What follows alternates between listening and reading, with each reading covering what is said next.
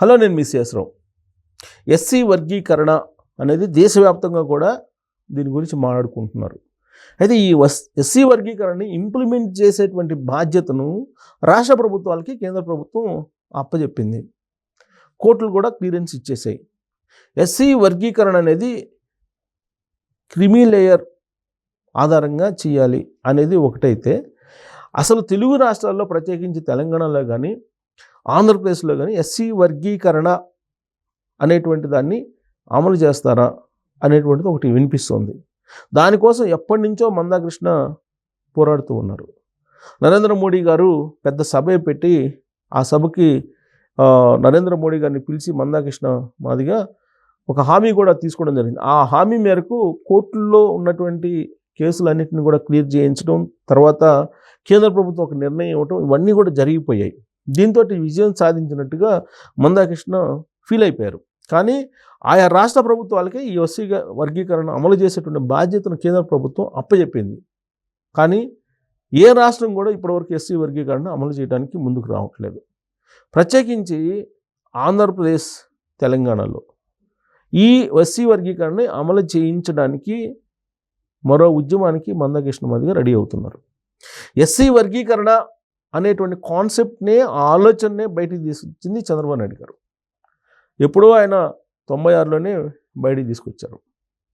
అది ఇవాళకి ఒక రూపానికి వచ్చింది. రకరకాల కమిటీలు వేయటం, రకరకాల అధ్యయనాలు చేయటం, ఇవన్నీ అయిపోయిన తర్వాత ఇప్పుడు దానికి ఒక కంక్లూషన్ వచ్చింది. ఇలాంటి పరిస్థితుల్లో ఎస్సీ వర్గీకరణకి అప్పటి నుంచి అనుకూలంగా ఉన్నటువంటి చంద్రబాబు నాయుడు గారు ఆంధ్రప్రదేశ్లో అమలు చేయాలి అనేటువంటి కృతనిశ్చయంతో ఉన్నారు. ఈ మధ్యకాలంలో మందాకృష్ణ మాదిగ కూడా వెళ్ళి చంద్రబాబు నాయుడు గారిని కానీ కలవడం జరిగింది. కలిసిన తర్వాత మరి రిజల్ట్ ఏంటి అంటే, ఎస్సీ వర్గీకరణని ఎలా అమలు చేయాలి అనే దాని మీద ఒక క్లియర్ కట్ ఆలోచన చంద్రబాబు నాయుడు గారి దగ్గర ఉంది. ఏంటి అని అంటే, జిల్లాని యూనిటీగా తీసుకుని ఎస్సీ వర్గీకరణ చేయాలి అనేటువంటిది కాన్సెప్ట్. అయితే ఉమ్మడి జిల్లాలని యూనిట్గా తీసుకోవాలా, లేదా ఇప్పుడు విడగొట్టినటువంటి, విభజించినటువంటి జిల్లాలను యూనిట్గా తీసుకోవాలా అనే దాని మీద ఇంకా ఒక క్లారిటీ ఆంధ్రప్రదేశ్ ప్రభుత్వంలో రావాల్సి ఉంది. దాని మీద చర్చ జరుగుతుంది. ఈ లోపుగానే డిఎస్సి ప్రకటించడానికి ఆంధ్రప్రదేశ్ ప్రభుత్వం సిద్ధమవుతుంది అనేది వినిపించింది. అందుకే మందాకృష్ణ మాదిగా హడావుడిగా ఆంధ్రప్రదేశ్ ముఖ్యమంత్రి చంద్రబాబు నాయుడు గారిని కలవడం జరిగింది. దీంతో డిఎస్సి నోటిఫికేషన్ తాత్కాలికంగా ఆపివేయడం జరిగింది. డిఎస్సి నోటిఫికేషన్ను వేగంగా ముందుకు తీసుకెళ్ళి ఆ డిఎస్సిని నిర్వహించి ఇప్పటికిప్పుడు ఉద్యోగాలు నింపేటువంటి ప్రయత్నం జరగదేమో అనిపిస్తుంది.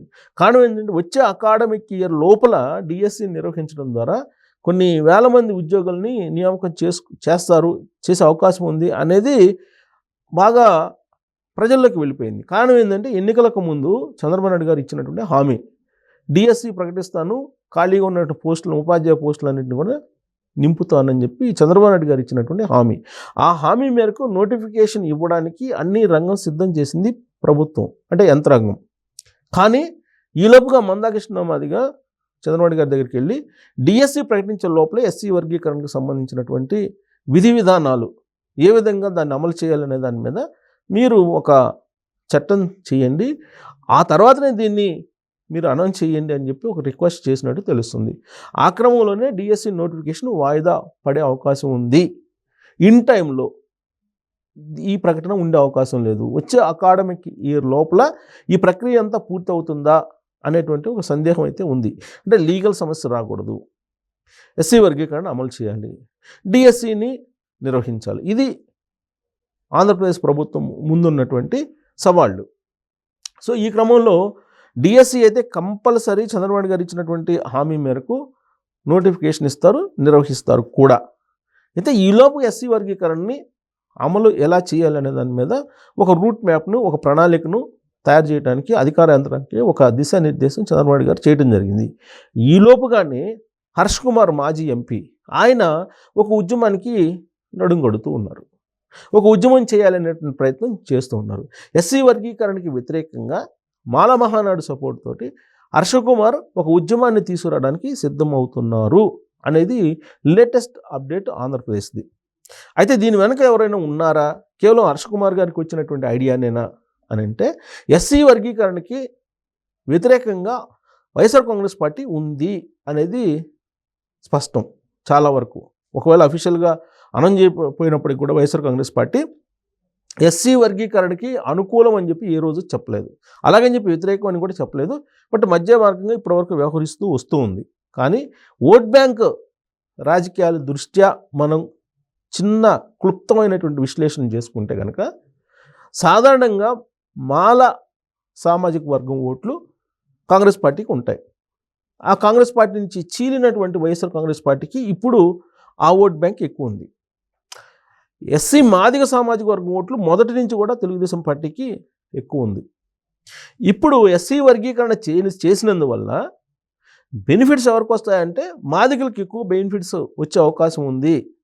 ఎన్నో తరాలుగా కొన్ని ఏళ్లగా ఎస్సీ రిజర్వేషన్లని మాల సామాజిక వర్గం ఎక్కువగా లబ్ధి పొందుతుంది, మాదిగ సామాజిక వర్గం లబ్ధి పొందట్లేదు ఆ రిజర్వేషన్ కారణంగా అనేది వినిపిస్తుంది. అందుకే ఇప్పుడు ఎస్సీ వర్గీకరణ అనేది తీసుకొచ్చింది. సో జనాభా నిష్పత్తిన ఎస్సీ వర్గీకరణ క్రిమిలేయర్ పద్ధతిన ఎస్సీ వర్గీకరణ చేయాలి అనేది.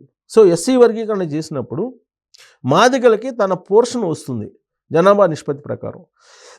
కాబట్టి అప్పుడు రిజర్వేషన్ ఫలాలు మాదిగలకు కూడా అందేటువంటి అవకాశం ఉంది. ఇప్పుడున్నటువంటి పరిస్థితుల్లో ఎస్సీ రిజర్వేషన్ల ఫలాలు ఎక్కువగా 80% మాల సామాజిక వర్గం అనుభవిస్తున్నారు అనేది. అందుకే ఇప్పుడు ఈ ఎస్సీ వర్గీకరణ చేసినందువల్ల మాదిగలకి కొన్ని అనుకూలమైనటువంటి ఫలితాలు ఉండేటువంటి అవకాశం ఉంది. అందుకే ఇప్పుడు తెలుగుదేశం పార్టీ మొదటి నుంచి ఎస్సీ వర్గీకరణకు అనుకూలంగా ఉంది కాబట్టి మాల సామాజిక వర్గం కొంత దూరంగా వస్తూ ఉంది. అట్ ద సేమ్ టైం అనాదిగా కూడా కాంగ్రెస్ పార్టీతో ట్రావెల్ అయ్యేటువంటి సామాజిక వర్గం ఎక్కువగా అనేది ఒక అభిప్రాయం ఉంది ఆ సెక్షన్, ఆ సామాజిక వర్గం మీద. అది కంటిన్యూస్లో వైఎస్ఆర్ కాంగ్రెస్ పార్టీ వస్తుంది. అయితే ఇక్కడ మీకు Christian Mala, Christian Madiga, Christian BC, Christian Reddy, Christian Chowdary, Christian రకరకాల క్రిస్టియన్ యాదవ్, ఇలా రకరకాలుగా క్రిస్టియన్స్గా మారినటువంటి వాళ్ళు, కులాలకు సంబంధం లేకుండా మతం మార్చుకున్నటువంటి వాళ్ళు అనేక మంది ఉన్నారు. ఇక క్రిస్టియన్ మాల అంటే సాలిడ్గా వైఎస్ఆర్ కాంగ్రెస్ పార్టీకి ఉన్నట్టు ఓట్ బ్యాంక్గా భావిస్తూ ఉన్నారు. ఇప్పుడు అలాంటి ఒపీనియన్ ఉంది సమాజంలో. అంటే 100కు 100% ఉందంటే కాదు, కానీ మెజారిటీ ఉంది. సో ఇలాంటి పరిస్థితుల్లో ఎస్సీ వర్గీకరణ చేస్తే మాల సామాజిక వర్గం ఇప్పుడు కొంత తెలుగుదేశం పార్టీకి అనుకూలంగా ఉంది, అది కూడా నష్టపోయేటువంటి అవకాశం ఉంది. అయితే ఈ లాభ నష్టాలకు అతీతంగా సామాజిక ఈక్వేషన్ లేదా సమాజంలో ఉండే అసమానతలను తొలగించడానికి చంద్రబాబు నాయుడు గారు ఎప్పటి నుంచో ఆలోచిస్తున్నారు. ఎస్సీ వర్గీకరణ అమలు చేయడం ద్వారా అట్టడుగు వర్గాల్లో బాగా అడుగున ఉన్నటువంటి మాదిగలకు న్యాయం చేయాలనేది ఆయన కాన్సెప్ట్. అందుకే దాన్ని అమలు చేయడానికి సిద్ధపడుతున్నటువంటి తరుణంలో హర్ష కుమార్ గారు ఉద్యమానికి సిద్ధమవుతున్నారు. దీని వెనుక వైఎస్ఆర్ కాంగ్రెస్ పార్టీకి సంబంధించినటువంటి వ్యూహం ఉంది అనేది కూడా ఒకటి ఇప్పుడు తాజాగా వినిపిస్తూ ఉంది. ఒకవైపు ఉద్యోగులను తెర వెనుక వైఎస్ఆర్ కాంగ్రెస్ పార్టీ రెచ్చగొడుతుంది అనేటువంటి ఒక ఒపీనియన్ ఈ మధ్యకాలంలో రాజకీయ వర్గాల్లో బాగా చర్చ జరుగుతుంది. దీనితో ఇప్పుడు ఎస్సీ వర్గీకరణకు సంబంధించి హర్ష కుమార్ వెనక ఉండి మొత్తం వైఎస్ఆర్ కాంగ్రెస్ పార్టీ కథ నడిపించేదానికి సిద్ధమైంది అనేది లేటెస్ట్గా వినిపిస్తోంది రాజకీయ వర్గాల్లో. ఇలా అన్ని వర్గాల్లో ప్రభుత్వానికి వ్యతిరేకంగా మొబలైజ్ చేయడం ద్వారా రాబోయేటువంటి ఎన్నికల్లో లబ్ధి పొందాలనేది వైఎస్ఆర్ కాంగ్రెస్ పార్టీ యొక్క ఆలోచన అని చెప్పి కూడా కొంతమంది చర్చించుకుంటున్నారు. సహజంగా ఏ రాజకీయ పార్టీ అయినా అంది వచ్చినటువంటి అవకాశాన్ని అనుకూలంగా మలుచుకునే దానికి ప్రయత్నం చేస్తూ ఉంటుంది. అలాంటి ప్రయత్నం బహుశా వైఎస్ఆర్ కాంగ్రెస్ పార్టీ చేయటంలో పెద్దగా ఎవరు విభేదించాల్సినటువంటి అవసరం కూడా ఉండకపోవచ్చు. బట్ ఇది ఎస్సీలకు సంబంధించిన అంశం కాబట్టి దీన్ని కొంచెం బ్రాడ్గా ఆలోచిస్తే కనుక హర్ష కుమార్ చేయబోయేటువంటి ఉద్యమానికి మరి ఆ పార్టీ అనుకూలంగా ఉంటుందా, లేదంటే తెర వెనుక ప్రోత్సహిస్తుందా, లేదంటే డైరెక్ట్గానే ప్రోత్సహిస్తుందా అనేది ఒక అంశం అయితే, చంద్రబాబు నాయుడు గారు మాత్రం క్లియర్గా ఎస్సీ వర్గీకరణ అమలు చేయడానికి ఆయన సిద్ధపడ్డారు. దానికి సంబంధించిన రూట్ మ్యాప్ను అయితే తయారు చేస్తున్నటువంటి క్రమంలో ఈ డిఎస్సి అనేది ఈ సంవత్సరం ఉండే అవకాశం ఉందా, లేదంటే అది పోస్ట్పోన్ అయ్యేటువంటి అవకాశం ఉందా? అది పోస్ట్పోన్ అయితే కనుక హర్ష్ కుమార్ గారు ఉద్యమం చేస్తే కనుక ఏం జరగబోతుంది ఆంధ్రప్రదేశ్లో అనేది కామెంట్ రూపంలో మీ అభిప్రాయాన్ని తెలియజేయచ్చు. Thank you very much.